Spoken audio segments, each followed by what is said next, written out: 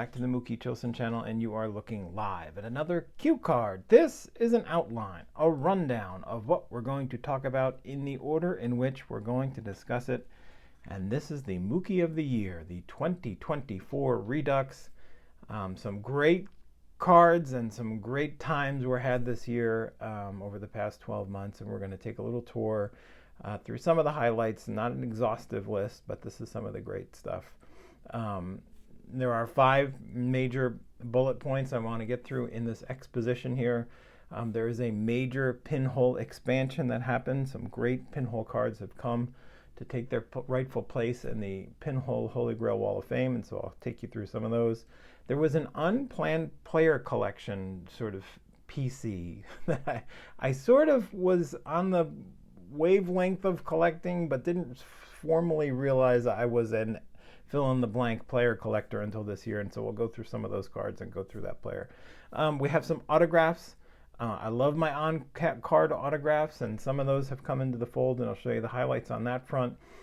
There was a surprise expansion of the museum in a category, a full category that I just did not anticipate or plan, but as I keep scratching the surface and keep delving into this cardboard world, new things keep coming to light, and I sort of find out new things about myself, and I realized I needed a new wing on the museum to fit this new collection. So the surprise expansion, we'll go through that, and we'll wind up on the big finish, some of the bigger items that are sort of at the core of the collection here that I picked up this year. So let's start it off again with that major Pinhole expansion, and this one just came in. And this is a super cool one. And we all know this guy, Eddie Waitkus. This is the man for whom at least part of the natural story is taken after. And you can see there at the top of his card, there's a pinhole. Now this is the 1952 Topps Eddie Waitkus. It is the year that The Natural was published, the book, The Natural by Bernard Malamud. Eddie Waitkus had been shot in 1949 and had fought his way back to the ball field with the Phillies. On the back of this card you can read, and it says, "Shot by a crazed girl in June 1949, Ed was close to death. He fought back and helped the Phils win the pennant in 1950, hitting .284 and ba ba ba ba ba." The point is, this is a miraculous card that it even exists. It's amazing that somebody was such an Eddie Waitkus fan that they decided to pin this to their wall. And I wonder if they had read The Natural and put 2 and 2 together, that Eddie Waitkus was inspiration for that book.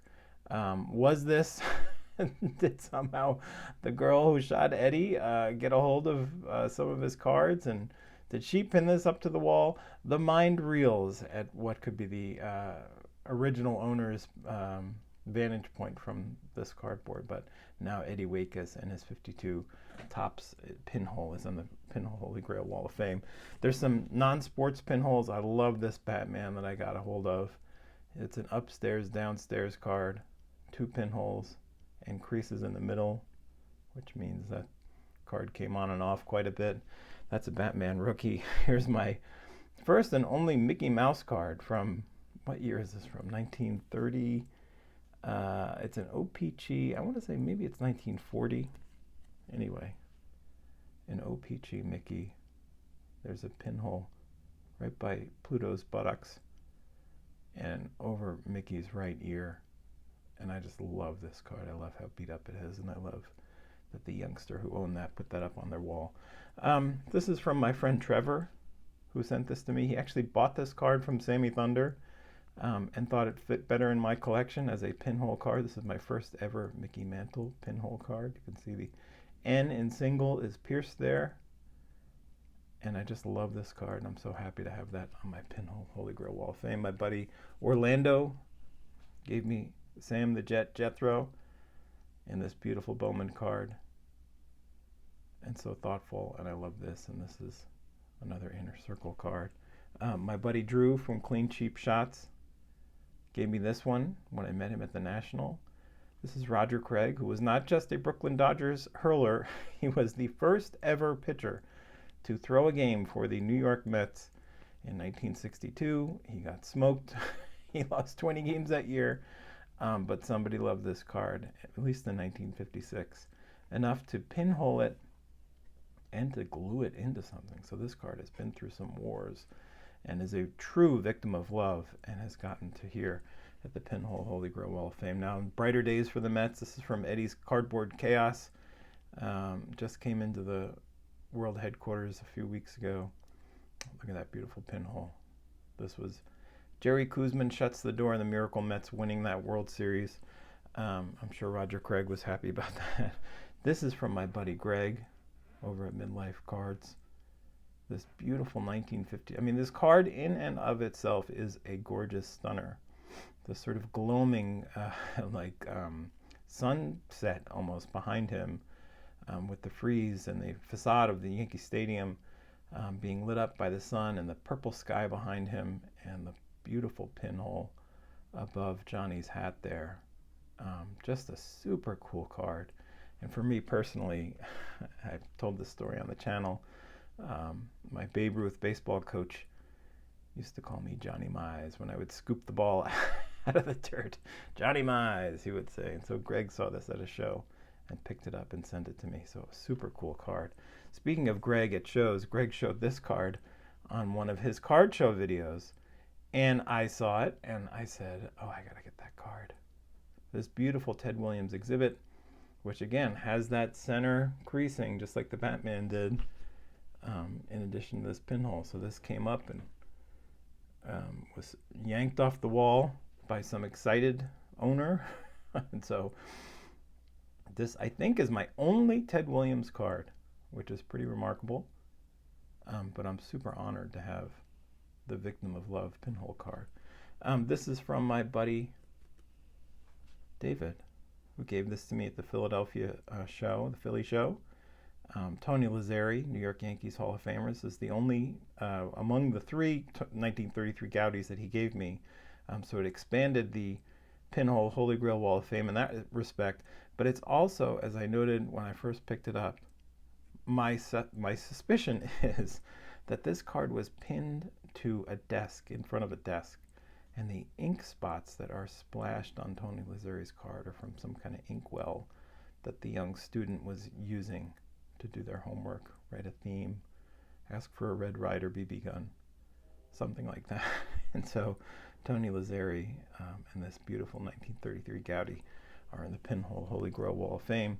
And then finally, I'll end with this. This is from my buddy Scott over at Reindeer Studios, who I think understood my appreciation for this card in and of itself. De Castell and Masanori Murakami, the first ever Japanese baseball player to pitch and play in the major leagues, which is an enormous and amazing feat and an incredible rookie card of Murakami in and of itself. But this one has a pinhole right in the blue sky behind Masanori. And so, you know, the mind again reels. Was this a young Japanese American kid who pulled this card out of a pack and loved that their somebody that looked like them was pitching up on the mound? I don't know. I'm sort of infusing this with my own story here, but that's what these pinholes allow me to do anyway. Take a look at the back of this card. I love it. So thank you to Scott for this. So let's move on to the unplanned player collection. I have a Larry Doby rookie card. I've met Larry Doby in the past. I've read a bunch of books on Larry Doby, and so I don't know why I never really considered myself a Larry Doby player collector until this year. This is a card that I picked up on Whatnot. I got this was a $10 or $15 card that I got on Whatnot and graded, and I got a 5.5. It's super great, beautiful card. That 1953 Bowman color. Here's another one that I got this year. The Hires Root Beer. This was Larry's second tour of duty with the Cleveland Indians. He had been there and then left for the Tigers and I think the White Sox and then back to Cleveland, I want to say. But this is a beautiful card and a super cool food issue of his.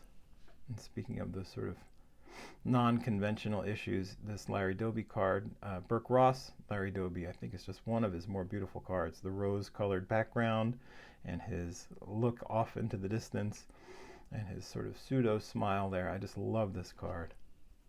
And it's beautiful in a 4. Just super cool. And I'm very proud to have picked that up this year. And then finally, well, not finally, this one I picked up at the National. I think this was from William Chappell. I don't know. I forget who, but I got a really good deal on it and got it graded right at the National. And again, that sort of amazing smile and those piercing eyes of Larry Doby on this potato card chip with all of the smudges and stains and grease stains of the chips that it came with. It's just a super cool expansion of the Larry Doby PC. This, speaking of Greg from Midlife Cards, that was a gift from him, this beautiful Red Man Doby. And Coach Miller at the National, while Greg and I were defeating Theo, and I want to say John 3D80's kid, but it could have been Darren, in the Cornhole Championship. We were behind. The coach came out and said, "I got a gift for you, Mookie." And he gave me this card. And so this beautiful exhibit came home with me from the coach. He was the wind beneath my wings on that day.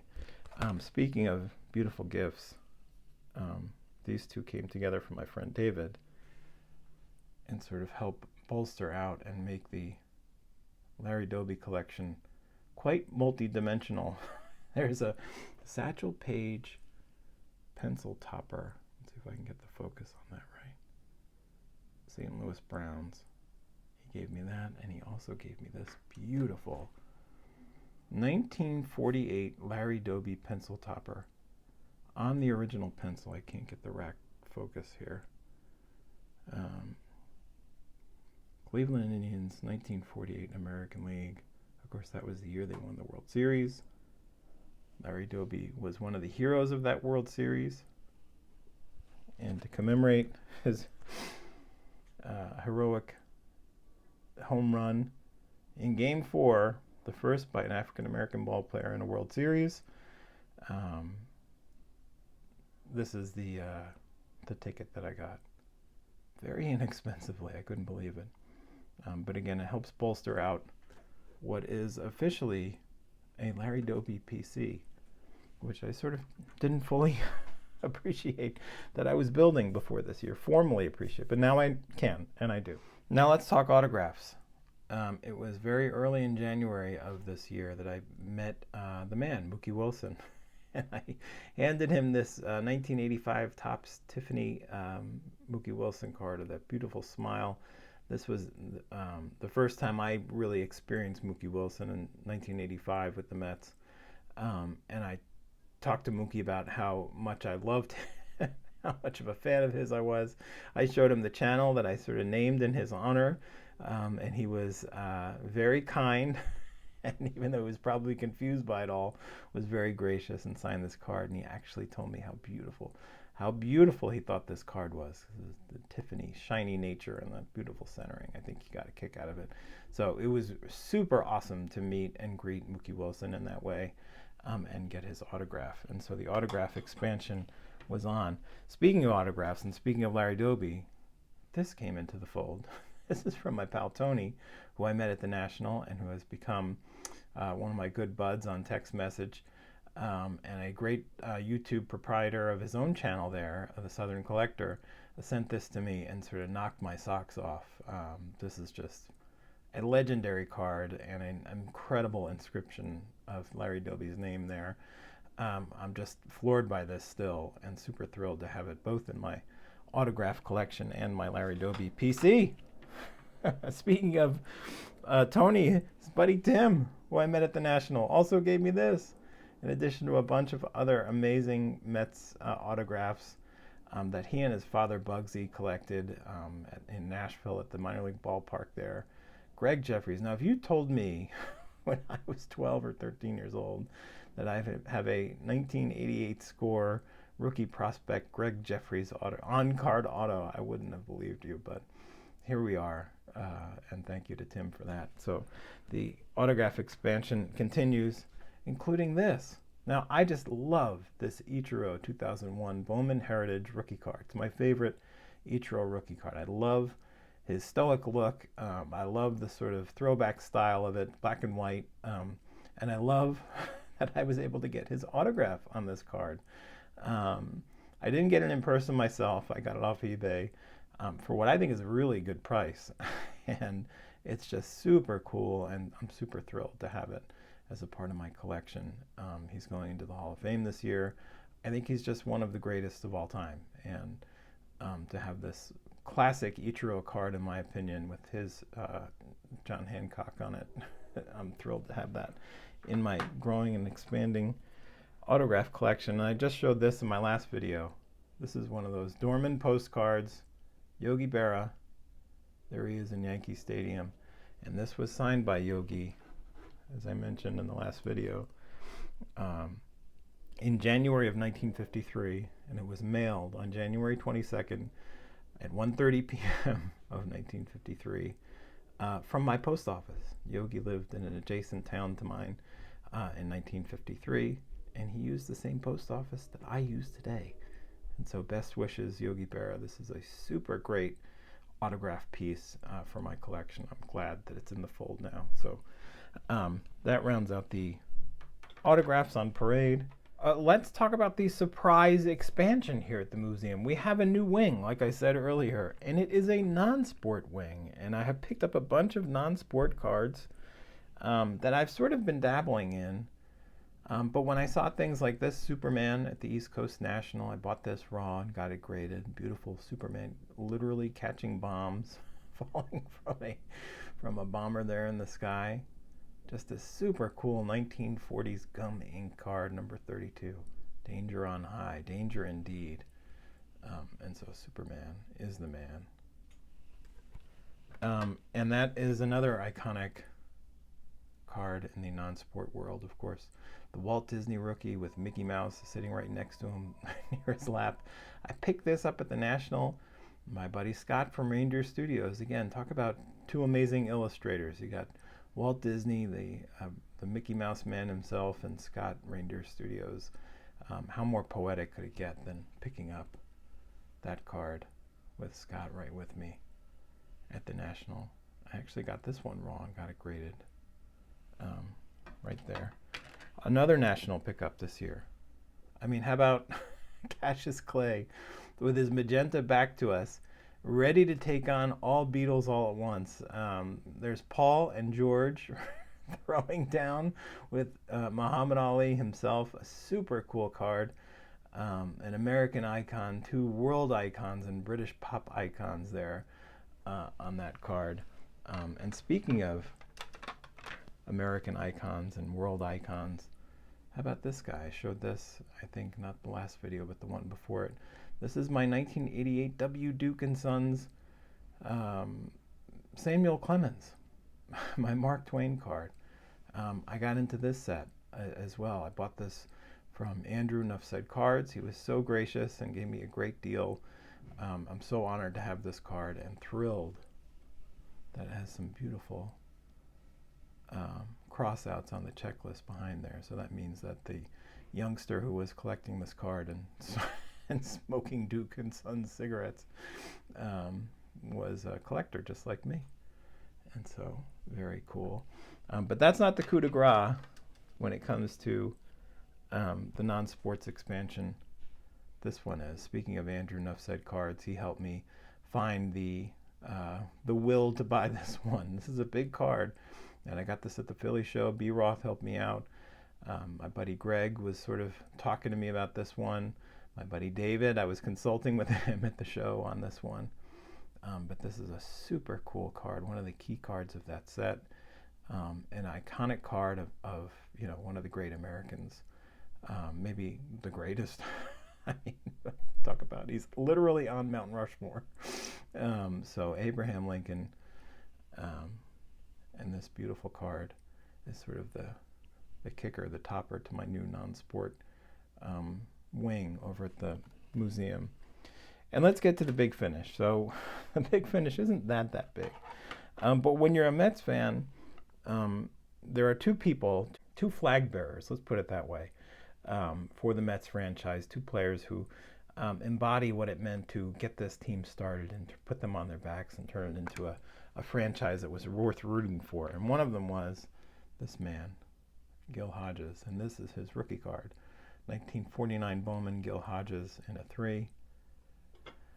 I got this card at Strongsville. Now you're saying to yourself, Mookie, you weren't at Strongsville, and that's correct. I got this when my pal Greg from Midlife Cards showed this in a video, and I called him up and I said, hey, that Gil Hodges, what does the guy want for it? And so Greg brokered a deal for me, brought this card home and sent it to me, and I was super psyched. A Gil Hodges rookie card is in my possession. I had really wanted that this year, and so I nailed that. And speaking of, like I said, the other sort of standard bearer for the Mets is the man they call the franchise, and that, of course, is Tom Seaver. And this is just an eye appeal, off the charts eye appeal card for me. I never would have dreamed of owning one that looks this nice. It's so well centered. And of course, this is the Bill Dennehy Tom Seaver card, as many of you know, even though the flip from SGC doesn't recognize that. Bill Dennehy was the man that the Mets traded for Gil Hodges, so that Gil Hodges could manage the team, manage the Miracle Mets that Tom Seaver and friends would help produce for them. And so this came home. This was another national pickup. And I'm super psyched that in 1 year, I got a Gil Hodges and a Tom Seaver rookie card in my collection. And let's turn the corner and finally come down the stretch here with my Jackie Robinson cards. And I picked up 3 Jackie Robinson cards this year. Number 1, this was a gift from a man, Rocket Rick J18, who gave this to me in Garfield, which again, I think is one of those flipper cards. It is well worn and seen a lot of battle and was taped up in somebody's album or on their wall. You can hear the vacuuming from my wife. Beautiful Jackie from 54.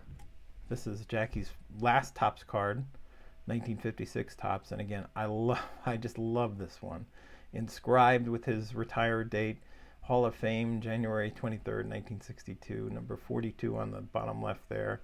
And it was kept in somebody's album with that paperclip there, which you can see the markings of.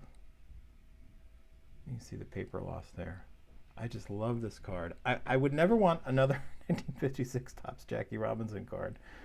I guess if you dropped like a PSA 10 version in my lap, I wouldn't kick it out of the shoebox. But like, for me, this is like the definition of, you know, what I call the third leg of the stool. There's the manufacturer, there's the player, and then there's the collector. And this evidence of how the collector enjoyed and treated this card and loved this card is just beyond cool and beyond valuable. It's just sort of a different layer of value that you can't quantify. And so I'm super psyched to have picked up this card. But that's not the best Jackie Robinson pickup that I picked up this year. That one came before the National. I have been saving for this one before the National, and found it on eBay before we ever got to the National. This is a beautifully framed Beckett certified Best Wishes Jackie Robinson autograph, which again, like the feeling the person who received this originally in the mail must have felt that they got best wishes from an American icon, a trailblazing hero, is just beyond me. And so now to be the sort of latest holder of this iconic autograph, it's just beyond fulfilling and profound to me. And I'm not sure how collecting gets any better than saying that you've got a Jackie Robinson autograph in your collection. I mean, you could say you have a Jackie Robinson autograph and a Abraham Lincoln, Duke and Sons, and a Larry Doby World Series ticket in your collection, and a Murakami Pinhole card in your collection. All of which I can say, because this year has been amazing. And like I've said before, one thing that I mentioned this on a live stream the other night, the world of YouTube and collecting and meeting all of you and watching all of your videos and talking to you on the phone and texting and meeting you in person, you sort of figure out, I feel like I'm not, as I said in a comment on the live stream, you're not changing. You're sort of just, you're unearthing yourself. You're figuring out what your own motivations and interests and likes and wants and desires are. And I feel like this was just a tremendous growth, successful year for me. And I think you see the evidence of that through these cards and through the people who I mentioned and collected them with me, from Scott to Greg to David to everybody. My buddy Pete, who's been along with me for so many of these journeys, Sammy Thunder, who's been down the road and back with me to Philly. What a year. What an incredible year. I'm so gratified that it went down like this. I hope it keeps repeating itself. I don't know if it can get better. I sure hope it does, but if it doesn't, it won't be because I didn't appreciate it. So anyway, that's the end of this one. Thank you for watching. I appreciate all your time, and here's to good times in the future. Thank you.